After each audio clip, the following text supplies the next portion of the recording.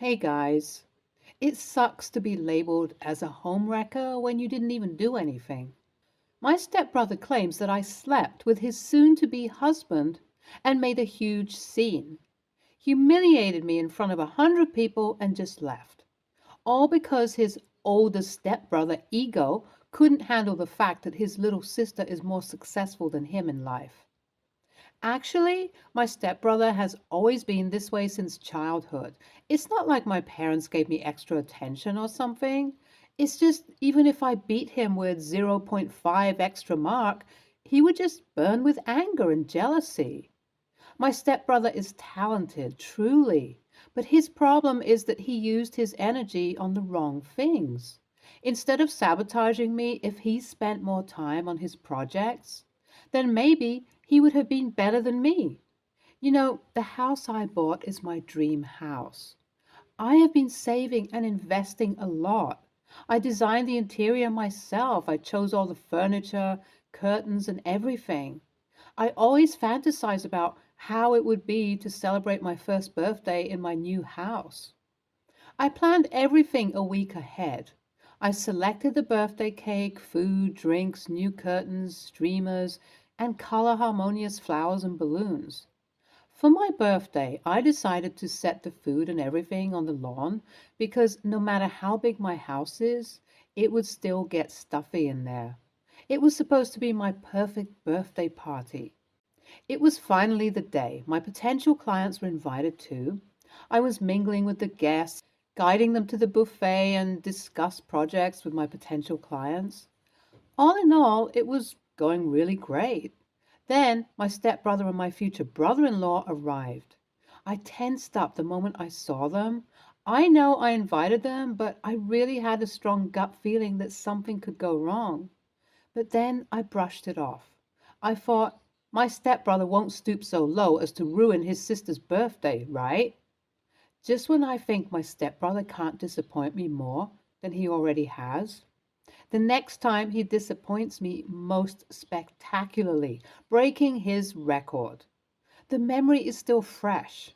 It was 10 p.m. My stepbrother and his fiancée were late.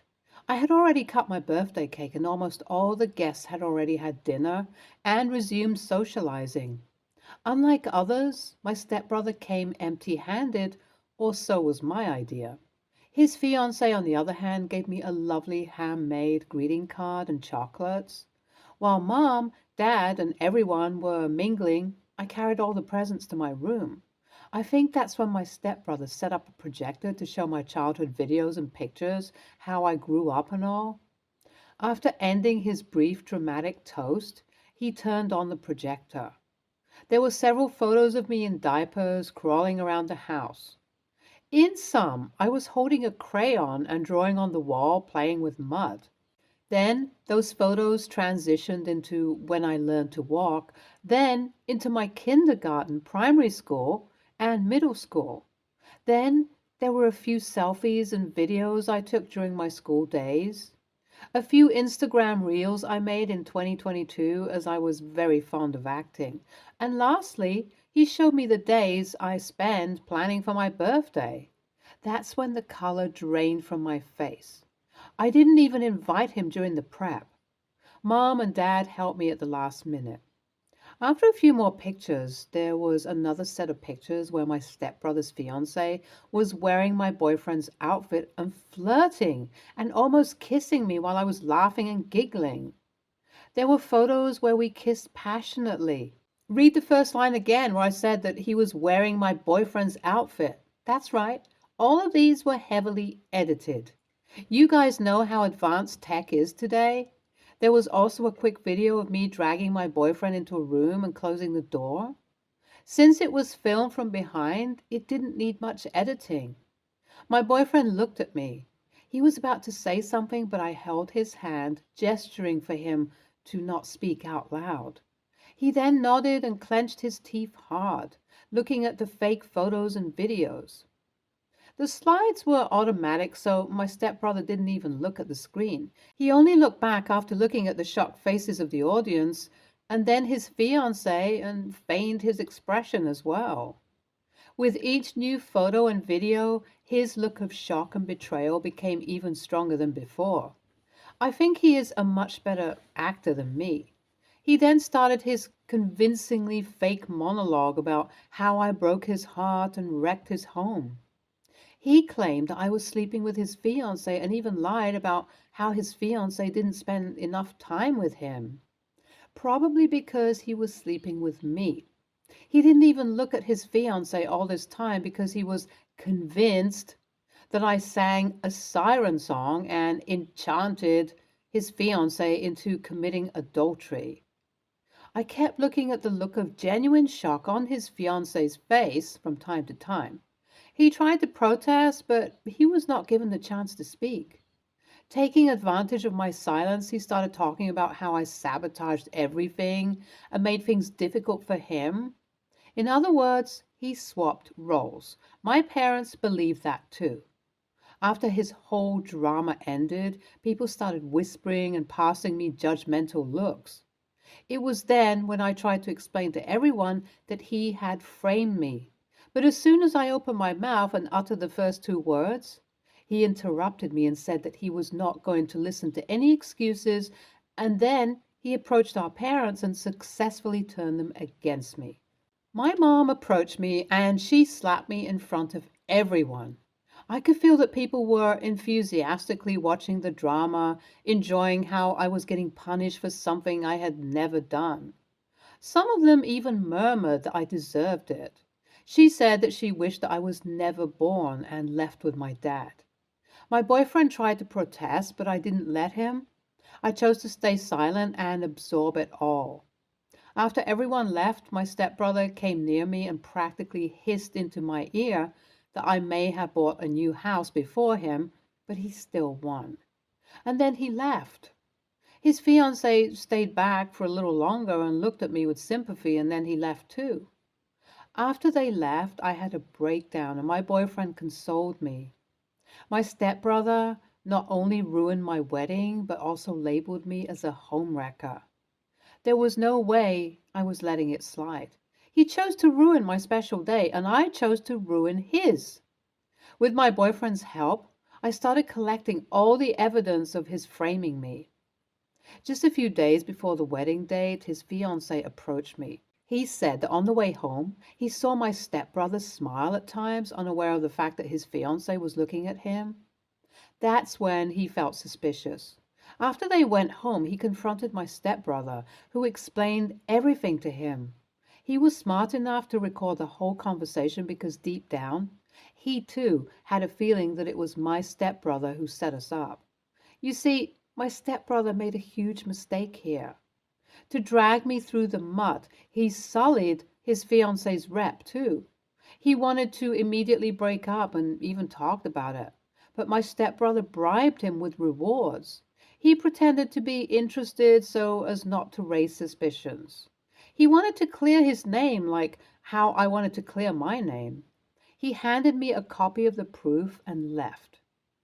It was finally the day, and I was invited because my stepbrother wanted me to see how successful and happy he is after ruining my life.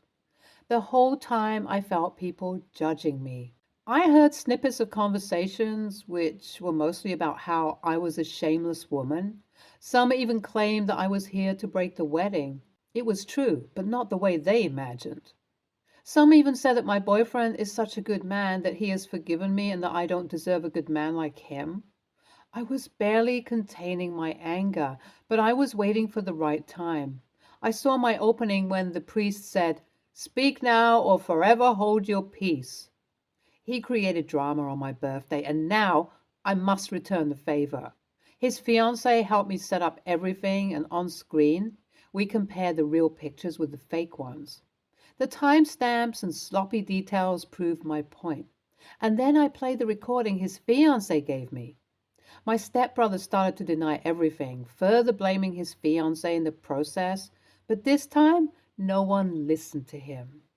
After everything was done, I explained to everyone how he lied about not only my involvement in the fake adultery scheme, but also how he lied about our childhood too. After everything that happened, I called the cops and he was arrested for making fake videos and harassment. He is now in custody awaiting further judgment. As for the slap on my mom's part, I chose not to report it as an offense. Honestly, it's hard to keep your cool in situations like that. Moreover, I know she would not repeat it. Update 1.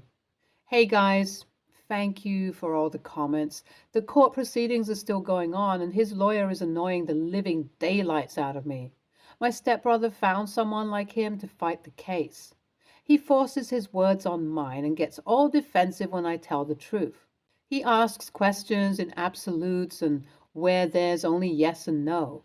When I give an absolute answer, he twists it into something else, and when I try to explain, he doesn't let me. Despite all the clear evidence, things aren't looking very well. Update 2. Hey guys, I'm giving you just a quick little update. The case is still going on and it's going to be a lengthy one. Both my lawyer and his lawyer are at each other's throats. It's a tough neck on neck and drains a lot of time and energy. Update 3. Hey guys, I have good news. My lawyer found even more heavy evidence on him and it did not look well. Apparently, he has been scamming a lot of people, faking identities and running away with the money. Just when I thought he couldn't be any worse. So all this time he was using shortcut methods to beat me in competition. Yeah, it was a competition for him. And he ultimately lost. He not only lost his finances, but also our parents' support, his fiancée, and now his freedom. He is behind bars. My mom was feeling really guilty for humiliating me on my birthday. I don't know if I'll be able to forgive her any sooner. I am glad my stepbrother's former fiancé didn't end up marrying my toxic stepbrother. My boyfriend is there for me to support me every day. I've tried to reach out to the clients and potential clients I have lost, and only one of them came back. It's a huge blow to my business, but I really hope it all passes. Thank you guys for listening to me and supporting me. Love you all. Bye. NTA, glad that scammer is finally behind bars. NTA, I am glad it all worked out and I'm sorry about your business. I pray to God everything will be all right. Next story. So I, 31, female, and Lisa, 31, female, were never really friends, but we were friendly and part of the same social circle. She went to school with one of my very best friends, Faye. I'm not famous or anything, but my ex is in some circles, and 3 years ago, when we were still together, she sold a bunch of stories about him. I became suspicious when a quote from a source in an article was almost word for word what another friend had said in our group chat. I got Faye to lie to Lisa and basically say that someone at the paper had confirmed it was her, and she eventually admitted it to Faye. She's never actually spoken to me since. After that, I made it clear I wouldn't be attending any parties or anything that she was at, which was relatively easy since everyone was kind of annoyed at her at the time, and she basically just went away on her own.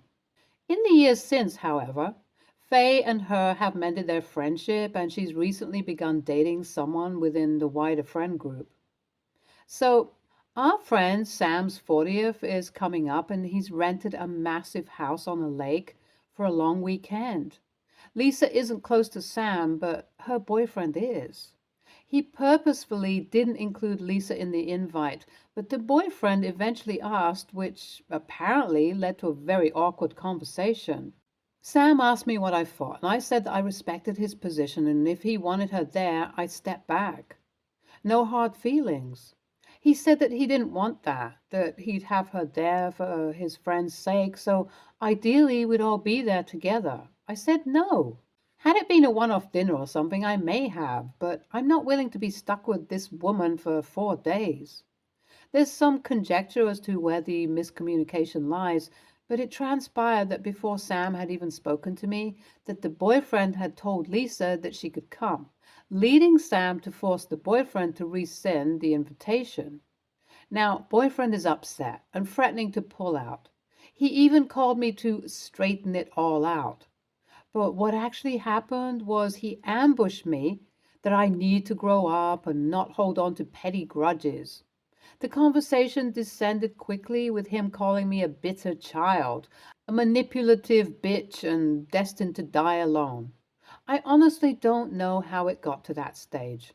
I must have said no more than 10 words the entire call. I've spoken to some of my friends, and whilst they're all disgusted with the things he said, some did say that perhaps it was time to bury the hatchet with Lisa.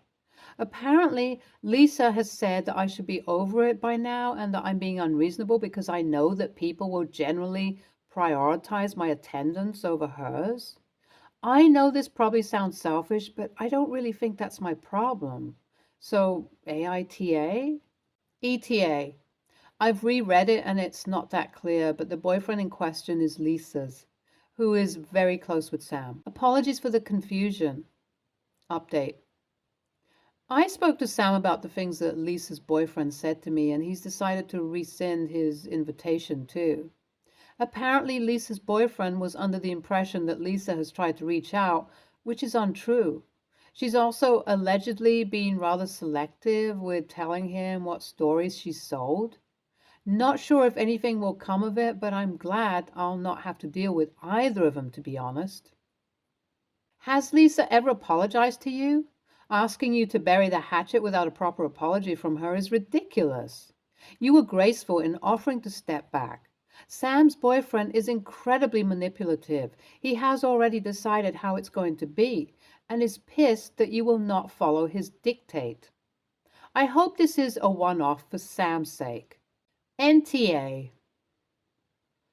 NTA. Kind of tough to bury the hatchet when the offender has never once expressed remorse to you and apologized. So she apparently is still a crappy person, and you should keep your distance from her. Avoid the drama, Lisa and Sam's boyfriend, and skip the birthday outing with your regrets. Next story. I rent a house. I have a neighbor on one side with no fence between our yards. They got a dog last year, which they let roam freely on both sides. They used to come clean up after it and apologize, but did not build a fence or tie it up.